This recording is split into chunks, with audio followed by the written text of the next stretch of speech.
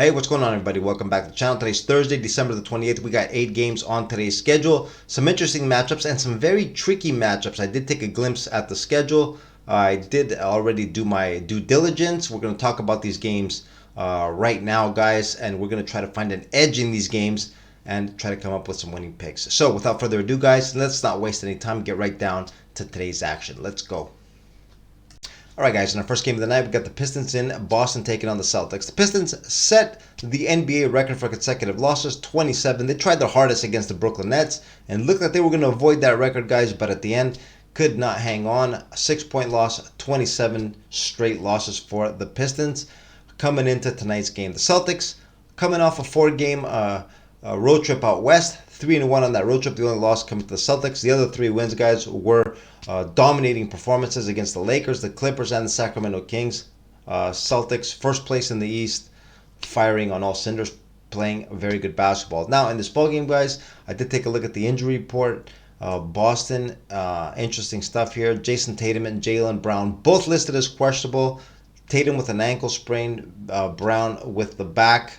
These are the reasonings behind their injury status. Now, guys, this is obviously a spot where the Celtics first came back for a road trip. Very tough. Of course, they're playing against the Pistons. The Pistons now, all the pressure I think is probably going to be off them. They set the record, and now they can go back to trying to play some basketball here. The 16.5-point line, there's no way I'm laying these many points with Boston, even though I would not be surprised if they did blow out the Pistons here. I'm going to take Detroit here with the plus 16.5. I'm going to put 1 star behind this play. I wouldn't be surprised if they held out one or even both of these players, both Jaylen Brown and Jason Tatum. Let's check this out, guys. Closer Wars tip-off, but my lean here is on Detroit and the points. Up next, we got the Pacers in Chicago taking on the Bulls. The Pacers, guys, 2 wins in their last 5 games, coming off a very impressive road win against the Houston Rockets in the game where they actually built a big lead heading into the second half, but Houston came all the way back. Looked like they were going to spoil the Pacers party, but the Pacers guys showed a lot of grit in the end. Ended up getting a 6-point win. Got right back on the saddle. Played some pretty good basketball overall. Hit 19 threes in that game. Tyrese Halliburton, once again, another impressive performance. Bruce Brown did not play in that game. Did not expect to play tonight either. The Chicago Bulls on a big uptrend. 4 wins in their last 5. In their last game, 5-point win against the Atlanta Hawks at home. Played that game without Nikola Vucevic. We know Zach LaVine has been out for a while. Vucevic is going to be out for, I think, a couple of weeks. So they're going to be missing 2 out of the top 3 players. Chicago, guys, though, on an uptrend again, playing very good overall. Now, in this ball game, guys, I'm going to ride the Pacers here. I know it's probably going to be a public bet here, but I don't mind. Indiana showed me a lot with that last win in Houston. They have been downtrending lately. I think it's about time that they start picking things up again. I'm going to take a shot here with the minus 2.5. I'm going to put 2 stars behind this play. Even though, guys, we know the Bulls playing pretty good basketball overall, they will not go down without a fight. I do like the Pacers here. I don't think Chicago will be able to keep up with them offensively. I don't think they'll be able to score the ball at a high enough clip to keep up with the Pacers. Take the Pacers here, minus 2.5. Next game, we got Utah in New Orleans taking on the Pelicans. The Utah Jazz, guys, 4 wins in their last 5 games. The team is uptrending and also playing pretty well on the road. One of the worst road teams in the league, has won 3 straight against Detroit, Toronto, and in their last one against San Antonio. The team is also at full strength, uptrending, playing pretty well. Still, though, 5-13 on the road. The New Orleans Pelicans, just 2 wins in their last 5 games, 2-game losing streak for them. Dropped another 1-point loss, a 1-point loss against the Grizzlies. The second time that they lost to Memphis and to John Morant. Second time for the New Orleans Pelicans in a game that they did have under their control. It was an exact same game as the first one when John Morant came back. Same 1-point loss. That game, though, did go into overtime. Now, in this ball game, guys, like I said, the Utah Jazz, overall, a poor road team. They have been winning recently, though, guys. The competition hasn't been that great. Detroit, Toronto, San Antonio. If you exclude Toronto from that list, which was a very impressive win, 7 points. Beating Detroit and San Antonio is nothing really to write home about. The Pelicans, guys, a strong home team overall. They're also going to have a revenge. They're also going to have revenge on their mind. They did play a couple games in Salt Lake City a few weeks ago. Utah won both of those games. New Orleans will definitely, I think, have this in the back of their minds. They are at full strength. This is a very good bounce back spot. They do look like a lot of points, but I'm still not convinced with Utah on the road. I'm going to take New Orleans here with the minus 8.5. I'm going to put 2 stars behind this play. In our next game, we got the Memphis Grizzlies in Denver taking on the Nuggets. The Grizzlies, 4-game winning streak ever since John Morant came back. The team is undefeated, looking like last year's ball club. I'm not going to take into consideration anything that the Grizzlies have done until John Morant's return because they are a completely different team.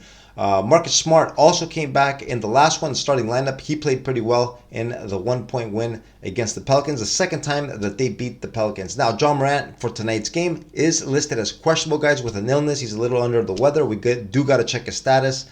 Obviously, guys, like I said, the Grizzlies, a completely different team with him in the lineup and with him not in the lineup. The Denver Nuggets, 5-game winning streak, playing very good basketball. Coming off a nice home win against the Golden State Warriors. Some strange news coming out of Denver, guys. Aaron Gordon, the team's power forward, got bit by a dog. Got bit by a dog, and he suffered some injuries to his face and his arm. Don't know details with that situation, but it is a little strange and scary, actually, getting bit by a dog. He's not going to be in the lineup tonight, and he's going to be out, it looks like, for a while. Denver favored by 7 here, guys. A lot of uncertainty, like we said. If we don't know if John Morant's going to play around, we can't really come up with a prediction on the side here. What I am going to do is I'm going to take a play on the total here. The last few times that Memphis has visited Denver, they haven't really been able to put up a lot of points. Denver has been holding him down on defense. Usually, I don't like looking at the previous years, but these teams are very similar to the last couple of years. So I think we can use this as the stat. I think it does have some validity to it. Now, I'm going to take an underplay here. Under 225 is my pick. I'm going to put 2 stars behind this play. I think this game will be low scoring. And if John Morant, especially if he doesn't play, this line will drop even further. I'm going to take it now, actually, under 225.5 points, my pick in this ball game.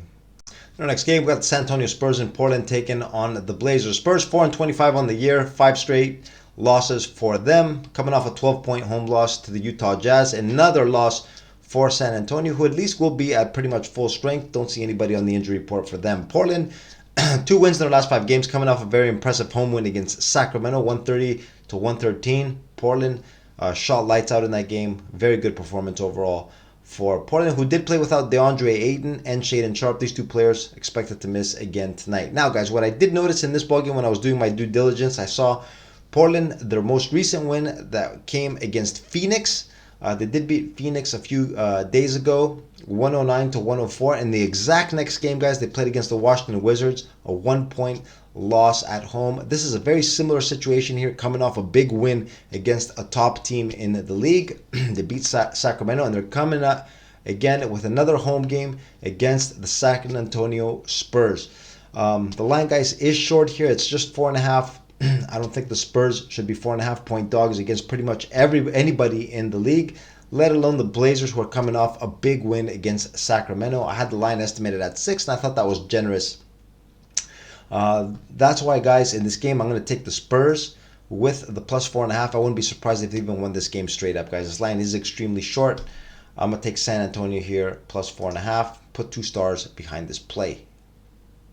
In our next matchup, we've got the Miami Heat and Golden State taking on the Warriors. Miami Heat, 4 wins in their last 5 games, 3-game winning streak for the Miami Heat, who have been playing without their best player, Jimmy Butler, during this streak. The Miami Heat guys showing that they do have a lot of depth, and they are uptrending, playing pretty good basketball. On the injury report, we do see quite a few players on the list for today's game. Over here, let's take a look real quick. We see Caleb Martin listed as doubtful, Duncan Robinson, Jimmy Butler listed as questionable, Kyle Lowry also listed as questionable. Now, guys, I'm not putting too much weight into that. If these 3 players were not expected to play, the line wouldn't be where it's at. This pretty short, -2 for the Golden State Warriors. The Golden State Warriors, guys, who have also been uptrending, 4 wins in their last 5 games, actually got a winning streak snapped in Denver, 6-point loss. Not bad, a pretty good performance overall. 6-point loss against Denver, nothing to be ashamed of for the Warriors, who are pretty much going to be at full strength if you exclude Draymond Green, who's still out with a suspension, and Gary Payton Jr., who's also been out for a while. Everyone else expected to play in this game. Now, guys, in this spot, I do like the Warriors at home. They do tend to perform well against some of the elite teams in the league. For example, against Boston, got a nice 6-point win against the Celtics. Miami, I know uptrending, playing pretty good basketball, but I like the Golden State Warriors in this spot. Of course, I'm going to hold off till last minute to put this bet in. Got to make sure, see who's going to be in and out for Miami. This line, I think, has priced in that all these players that I mentioned will be playing. This is why the line is as short as it is. I'm still going to take the Warriors here, though, -2. For the video's sake, I'm going to put it -2, but we do have to wait and see what the final number is going to look like closer towards tip-off. And our last game of the night, we've got the Charlotte Hornets in LA taking on the Lakers. The Hornets, 8-game losing streak, obviously on a big downtrend with a lot of injuries as well. The team not playing well, things not looking that great. In their last game against the Clippers, 9-point loss. They were 12.5-point dogs, covered another spread. Actually, guys, got really close to pulling off the shocker over there. They were up by 7 or 8 points midway through the fourth, but then got absolutely ran on by the Clippers. Clippers went on a big run. I think it was something like 18-0. Put the game away. But Charlotte was competitive throughout. They lost Gordon Hayward, the injury-prone player whose best days are definitely behind him, guys. When he was a baller back in Utah, now he's just constantly on the injury report. Injured himself once again against the Clippers. Calf strain, not expected to play tonight. Brandon Miller listed as questionable. The rookie, second pick of last year's draft, who has been playing pretty well this year, listed as questionable. He's missed the team's last few. We got to check his status before game time. The LA Lakers, guys, just one win in their last 5. They're coming off a loss at home on Christmas Day to the Celtics, 126-115. Just one win in their last 5 games. Lakers on the downtrend, not playing well. We see some stuff going on the injury report as well. Anthony Davis, as usual, on the injury report. So is LeBron. We got used to seeing him on the injury report listed as questionable with a calf strain. Now we see it's a knee injury. He kind of ran into Jaylen Brown in the game on Christmas Day. LeBron's knee with Jaylen Brown's back, and he's listed as questionable. A different injury than what we got used to seeing him on the injury report for. There's a chance that I'm guessing that he probably could sit out this game, especially against the Hornets. They might want to give him an extra day off. Probably feel that they could get the job done without him. Now, guys, obviously, these are players that will affect the final number in this game. My lean here is going to be on Charlotte with the +13. I'm only going to put 1 star behind this play. I think the Lakers, of course, they have been downtrending, not playing well. I do expect them to win this game. Could see a backdoor cover here. Don't know who's going to be in or out, what the final number is going to look like. But I'm taking a lean here, Charlotte plus the points. And this is what I got for you guys today on this Thursday, December 28th. 8 games. I know we did analysis, and I gave you picks for 7 out of the 8 games. I did not do the Dallas-Minnesota game. I am doing this video a bit early. The line hasn't come out yet, guys. Dallas just suffered a bad home loss, and I'm guessing that it is, since it's going to be the second night of back-to-back, they might hold Luka out. That's probably why the line is not available yet. I'm guessing that he probably won't play. We might even see Minnesota favored by 9 or 10 if he doesn't play. I wouldn't be surprised if the line is at double digits.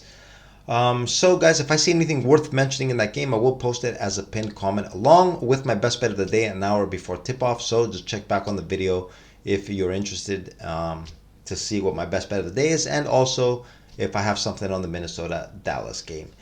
And with that being said, guys, I am going to wrap the video up right here. I'm going to wish you all good luck on your plays, and I will see you again in tomorrow's video. Have a good one, guys. Later.